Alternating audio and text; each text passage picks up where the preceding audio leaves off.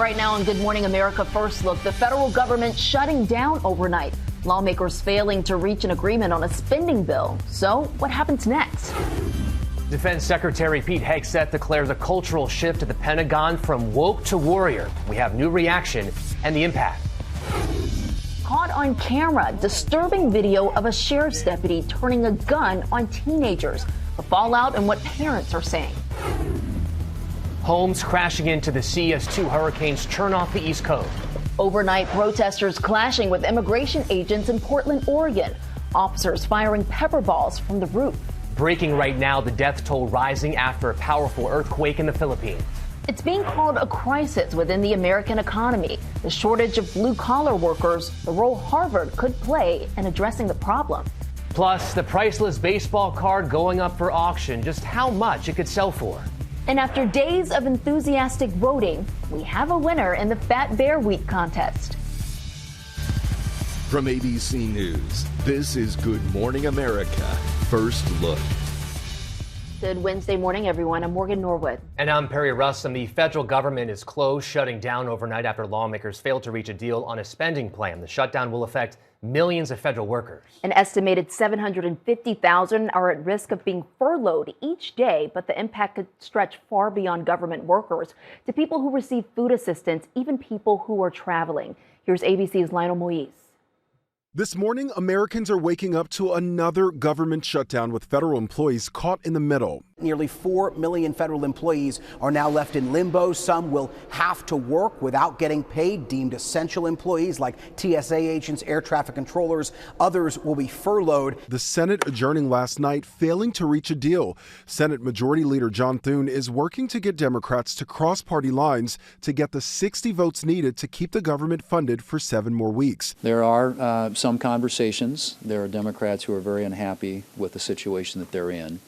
And what we're saying is that we need, as I think was pointed out here, another 5. We need 8 total. Senate Minority Leader Chuck Schumer standing firm with the Democrats, demanding cuts to Medicaid be restored and demanding Obamacare tax credits be extended to prevent millions of Americans' insurance premiums from going up. Look, the bottom line is, as I said, our guarantee is to the American people that we're going to fight as hard as we can for their health care. Plain and simple. During a shutdown, essential federal employees are still required to work, but without pay. We need the government to stay open so that we don't have to live off our credit cards, that we don't have to take multiple loans just to pay our mortgage, to pay our daily necessities. The last government shutdown back in 2018 lasted for 35 days. Many essential workers, including TSA officers and air traffic controllers, called out sick, saying without a paycheck, they could not afford childcare. That led to airport delays and even some flight cancellations. This time around, the air traffic control system is facing an even more dire staffing shortage. Workers across the government are also concerned after President Trump threatened to make permanent mass firings in programs that don't align with his priorities. We can do things medically and other ways, including benefits. We can cut large numbers of people. He has said that if the Democrats don't fall in line and do whatever it is the Republicans want, he's going to fire thousands of workers all across this country, that he can inflict even more pain on the American people. So what happens next? More votes are expected today, but senators are off tomorrow for the Yom Kippur holiday. So if there's no deal today, it'll be at least Friday before any progress. And in the meantime, some Republican senators are reportedly working on a proposal to extend those Obamacare subsidies, but with restrictions. Morgan, Perry.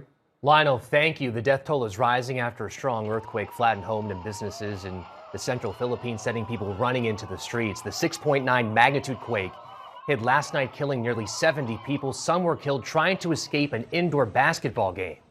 A century-old church has been reduced to ruins. The same region was hit by a deadly tropical storm just last week. Also developing right now, at least 91 students are missing after a school collapse in Indonesia. That number far higher than the early reports we first brought you yesterday. The Islamic boarding school was under construction at the time. We turn now to the cultural shift at the Pentagon. Defense Secretary Pete Hegseth declaring the shift from woke to warrior. This morning, new reaction to Defense Secretary Pete Hegseth's unprecedented speech to hundreds of military officials. But if the words I'm speaking today are making your heart sink, then you should do the honorable thing and resign. Hegseth announcing changes in military policy, including grooming and fitness standards. The era of unprofessional appearance is over. No more beardos. It's tiring to look out at combat formations, or really any formation, and see fat troops. Likewise, it's completely unacceptable to see fat generals and admirals in the halls of the Pentagon. He's essentially going to put in place that all the services have put in place 2 annual fitness tests, not 1. He thinks that improving physical fitness is something that is going to make the U.S. military more lethal. As for ground combat roles, which women have been performing for more than a decade, the, quote, high male standard will now be the norm. I don't want my son serving alongside troops who are out of shape, or in combat unit with females who can't meet the same combat arms physical standards as men. The secretary also saying the rules of engagement meant to protect civilians have become too politically correct. We also don't fight with stupid rules of engagement. We untie the hands of our warfighters to intimidate, demoralize, hunt, and kill the enemies of our country. President Trump taking the stage after Hegseth, warning of threats from within and suggesting U.S. troops be deployed domestically. America is under invasion from within. Trump also proposing U.S. cities themselves could be used as training grounds. We should use some of these dangerous cities as training grounds for our military. California Governor Gavin Newsom responding, saying declaring war on our nation's cities and using our troops as political pawns is what dictators do. Those in the audience showing little reaction, in line with the military's code of apolitical discipline. But some in the room are now speaking out anonymously. One defense official saying the event was more like a press conference than briefing the generals, adding that it could have been an email. Another calling it a total waste of money. When I spoke to several officials at the Pentagon, some of them were asking, why did this have to happen? Why couldn't this have been done via remote link? Why did these generals have to come in from all over the world to essentially hear this kind of message? One Republican staffer saying the speech looked more like political theater than addressing serious challenges. But many Republican lawmakers praising the speech. Senator Lindsey Graham saying it is a breath of fresh air to see a commander-in-chief expressing unending pride in our military and being strong without apology. In another move, Hegseth is also vowing to overhaul the Pentagon's Inspector General's office, which is investigating him for the alleged leak of military attack plans on a secure messaging app. We are overhauling an Inspector General process, the IG, that has been weaponized, putting complainers, ideologues, and poor performers in the driver's seat. Hegseth also ordered a review of the Pentagon's restrictions on hazing, suggesting the restrictions get in the way of achieving high standards. Authorities in North Carolina fear more homes could collapse along the Outer Banks because of heavy surf from hurricanes Imelda and Umberto far off the coast. 5 homes with nobody inside came down in a 45-minute period yesterday. All had shown signs that they would collapse at some point. The storms are now heading toward Bermuda. We will check your forecast in a few minutes. Authorities in Delaware are now investigating this deadly home explosion. 1 person was killed, another was hospitalized. Police do not suspect foul play. They say it could take several days to find the cause. In Portland, Oregon, more clashes overnight between protesters and federal agents. Tensions flaring as dozens of Border Patrol and immigration agents marched through the streets near an immigration facility. Agents firing pepper balls from the roof. At least 4 people were arrested. Hours earlier, President Trump repeated his threat to send National Guard troops to the city against the wishes of the mayor and governor. Now to South Carolina, and disturbing video of a sheriff's deputy interacting with teenagers. The interaction now leading to disciplinary action, but some parents saying it's not enough. This morning, a South Carolina deputy is suspended without pay after this video shows him drawing a gun on a group of teenagers on Hilton Head Island. No, you can't get on the ground. What the? It's not clear how the altercation started, but the deputy can be seen approaching with his gun drawn. Hey, call the police. I am the police. The deputy then takes a bag from one of the boys. A scuffle ensues. The deputy then draws his gun again. Shut! The terrified teens crying out. Get on the ground. Okay. Bro, what are you doing? Get on the ground. Yo, help! The deputy's name has not been released. The local sheriff's office says he was suspended without pay and was relieved of his badge and gun. Local officials now investigating to determine if criminal charges should be filed. Neighbors say the community has had a persistent issue of teenagers entering the neighborhood causing trouble. One person saying one of the teenagers had flashed a gun at a neighbor, but another resident saying there's nothing the boys could have done to warrant that deputy's reaction. The families of the teenagers say they will press charges against that deputy. Well, a baseball card many consider priceless is about to go up for auction. Take a look. It's Babe Ruth's rookie card, showing him from 1914 as a member of the Orioles, which was a minor league team at the time. It's expected to fetch $7 million. It was previously sold just 2 years ago after being passed down through a family in the Baltimore area for more than a century. Time now for your Wednesday weather. Good morning. Umberto weakening but still helping to drag Imelda. Imelda is Bermuda bound and has biggest impact later this evening into early Thursday. Dangerous surf gusty winds, 1 to 2 inches of rain could actually reach Bermuda as a Category 2 hurricane with 100-mile-per-hour winds. Now, these storms were in the Atlantic for a while, so we still have high surf advisories along the southeast coast and rip currents up and down the eastern seaboard. But you won't be thinking about the beach in the northeast as we're in the 60s, but plenty of heat in the middle of the country will come back for the weekend. That's your forecast. I'm ABC News meteorologist Lee Goldberg. Coming up, know somebody with a cold? You're not alone. What you need to know about cold season this year. Also ahead, the shortage of blue-collar workers in America, just how bad it's getting, and the role that Harvard could play in addressing that problem. And later, we have a winner in the annual Fat Bear Week contest. Cases of the common cold are on the rise across the country, hitting the highest level in 3 years. More than 30% of weekly tests for cold viruses are now coming back positive. Cases usually peak this time of year, and flu season is right around the corner, so doctors are reminding everybody to wash your hands, cover your mouth when you cough or sneeze. Well, a new proposal to address the shortage of blue-collar workers like construction workers. Surprisingly, though, the proposal involves the Ivy League.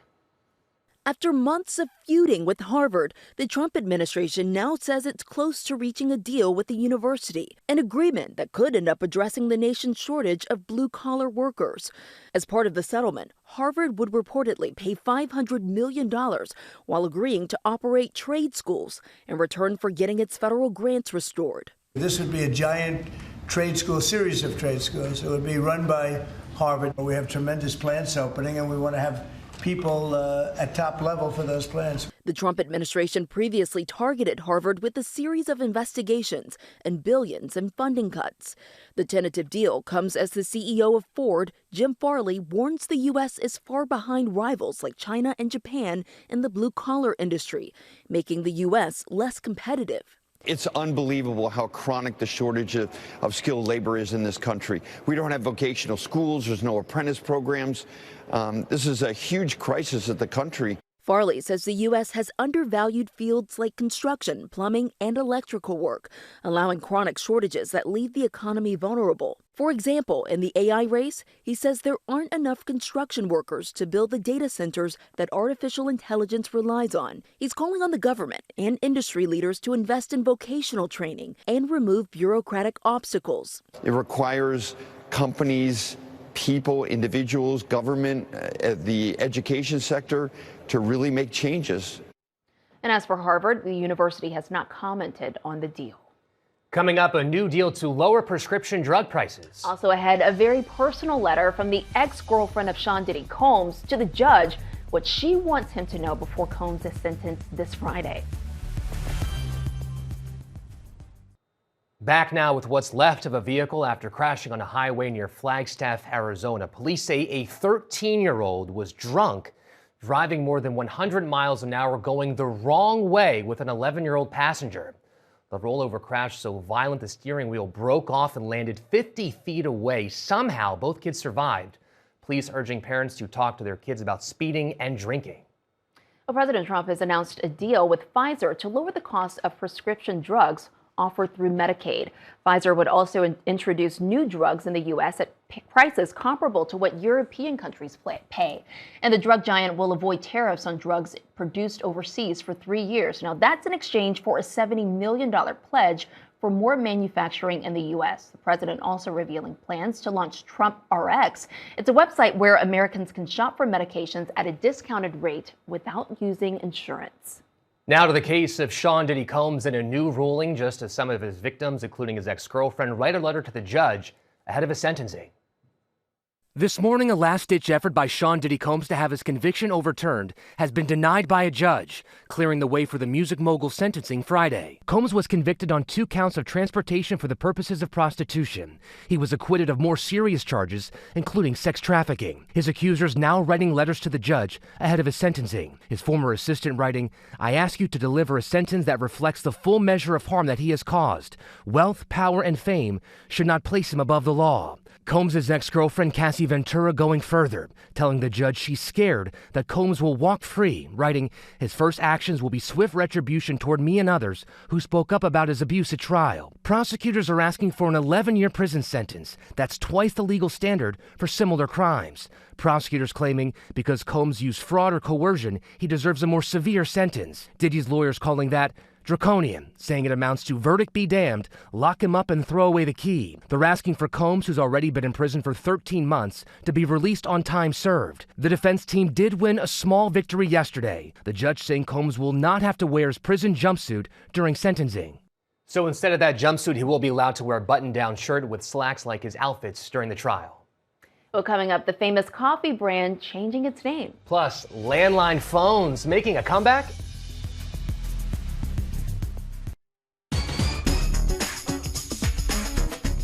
Back now and time to check the pulse, and we begin with the famous coffee brand that's now changing its name. Maxwell House Coffee will now be known as Maxwell Apartment. The company says the change is all about showing how affordable the coffee is at a time when coffee prices are soaring. Well, you should know the name change is not permanent, just a marketing stunt, and in this housing market, it may be no surprise. Maxwell Apartment, already sold out. Well, next, a headline in the Washington Post that got our attention, the landline making a comeback.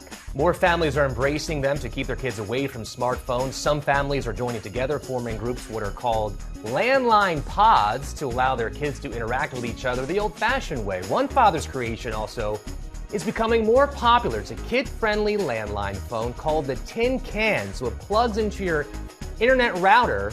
No apps, no texting. And more college kids are also trying to get away from cell phones. The so-called Reconnect movement has spread to several schools. Organizers can sign up students for their social activities where phones are not allowed. And then speaking of phones, it's the end of an era for the AOL dial-up. Remember this sound? Yes. Well, the service was officially discontinued yesterday. That unforgettable sound is now a thing of the past. And then from old technology to new technology, police in San Francisco tried to pull over a driverless taxi. Yeah, the Waymo made an illegal U-turn, but with no driver. Question is, who gets the ticket? No citation was written, but police did inform Waymo of what happened. The company says it's looking into it and is committed to improving safety. Have you been one of those? No, I may not try it anytime soon either. I am with you on that. All right, well, next, Amazon is making it easier to find lost pets. It just unveiled a new 4K Ring security camera. It has an AI feature called Search Party. There it is right there. So when someone loses a dog, they report the dog missing. Neighbors with Ring cameras can then launch a search party. Very cool. The Ring app will show a photo of the missing dog, and then your neighbor's camera will be able to use AI to search for possible matches in the area. Lots of technology updates. I love this. Anything to find a lost dog. Absolutely. Let's do it. Finally, we have a winner in the Fat Bear Week contest. And might I say, this is a very tough bear. There he is. This is Chunk. He received the most online votes in the competition, which features 12 bears in Alaska eating as many salmon as they can before their winter hibernation. Chunk weighs about 1,200 pounds, so yeah, he's a chunker. It's his first win after 3 previous second-place finishes, Barry. And we say he's tough because he's eating all of those fish with a broken jaw. He's a fighter, he's a warrior, and now Morgan Norwood, Chunk, is a champion. He is a winner. Top headlines next.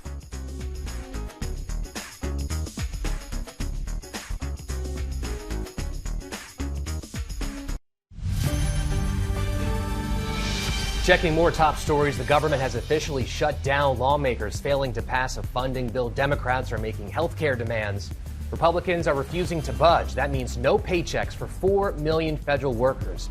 Essential employees will have to work without pay. President Trump says Hamas has 3 or 4 days to respond to the peace proposal that he announced aimed at stopping the war in Gaza. Trump also saying there's not much room for negotiations. A Russian drone strike on a winery in Ukraine has reportedly destroyed about 200,000 bottles of alcohol. Look at it here. The company says nobody was hurt in the attack. But parents, listen up. There's a recall. Evenflo is recalling nearly 325,000 child safety seats due to a choking hazard. A child could pick off pieces from the headrest foam. The models affected include the Evenflo Revolve 360 Slim. Today's weather: rain in the northwest, summer-like heat in the Midwest, and rough surf along the East Coast with those 2 hurricanes far off the coast. Well, finally, today is International Music Day. Danny New found somebody to help us celebrate. Daniel, my brother. A 72-year-old Englishman has become an international internet darling. Do you have to let it linger? As he serenades his millions of social media followers with a catalog spanning decades.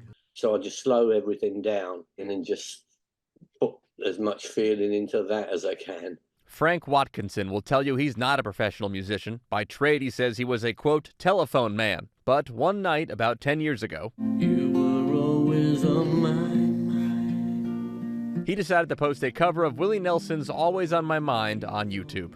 I didn't do it to get listeners. I did it for something to do. And then I started getting requests. He says after that, it went mad, and Frank started taking his requests very seriously, no matter the genre. For example, his most watched video on YouTube?